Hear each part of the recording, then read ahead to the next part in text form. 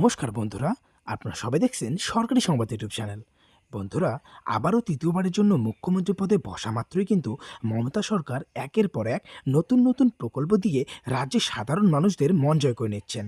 আর বন্ধুরা, আমরা এটা ভালো মতোই জানি যে এখন রাজ্য সরকার বলুন বা কেন্দ্র সরকারে বলুন, দুই সরকারের তরফ থেকেই কিন্তু মহিলাদের স্বনির্ভর করার জন্য সাহায্য করা হচ্ছে। যেমন ধরুন, লকডাউনের সময় কিন্তু মোদী সরকার প্রত্যেকটি মহিলার জনধন অ্যাকাউন্টে 500 টাকা করে 3 কিস্তিতে মোট 1,500 টাকা দিয়েছিলেন। তারপর আবার ফ্রিতে গ্যাস সিলিন্ডার সাথে 1,600 টাকা করেও দেওয়া হয়েছিল। এটা কিন্তু শুধুমাত্র মহিলাদেরকেই কিন্তু দেওয়া হয়েছিল। অন্যদিকে বন্ধুরা, কিন্তু মমতা সরকারও পিছিয়ে নেই। তিনিও কিন্তু মহিলাদের জন্য কন্যাশ্রী, রূপশ্রী, যুবশ্রী, ঐক্যশ্রী ইত্যাদি শুরু করেন। এছাড়াও বন্ধুরা, ইতিপূর্বেই কিন্তু তিনি লক্ষ্মীর ভাণ্ডার প্রকল্প শুরু করেন, যেখানে মহিলাদের প্রতি মাসেই 500 টাকা থেকে 1,000 টাকা করে দেওয়া হচ্ছে।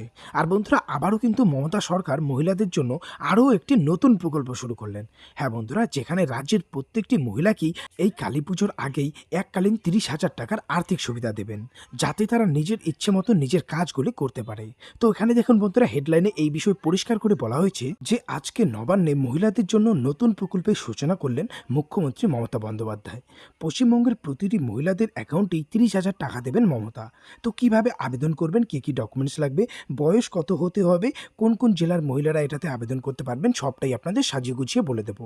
তো বন্ধুরা, যদি আপনারাও আপনাদের বাড়ির মহিলাদের অ্যাকাউন্টে এই 30,000 টাকা পেতে ইচ্ছুক হয়ে থাকেন, তাহলে কিন্তু সবার প্রথমে ভিডিওটিকে একটি লাইক করে দেবেন। এরই সঙ্গে লাল রঙের সাবস্ক্রাইব বাটনে ক্লিক করে পাশের বেল নোটিফিকেশনটা অল করে দেবেন। তো বন্ধুরা, আমরা প্রথমেই দেখে নেব যে আবেদন করতে গেলে আপনার কী কী ডকুমেন্টস লাগবে।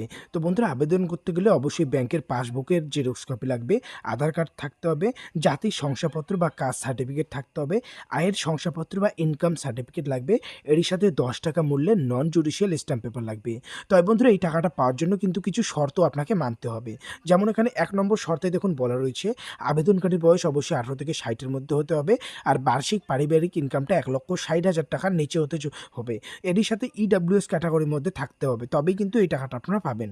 কিভাবে আর কোথায় আবেদন করবেন, দেখুন বন্ধুরা, বলা রয়েছে আপনাদের নিকটবর্তী ব্লক, পৌরসভা, গ্রাম পঞ্চায়েত থেকে আবেদনপত্রটা আপনি পেয়ে যাবেন। আবেদনপত্র চূড়ান্ত অনুমোদনের পর কালী পুজোর আগেই কিন্তু আপনারা 30,000 টাকা পেয়ে যাবেন।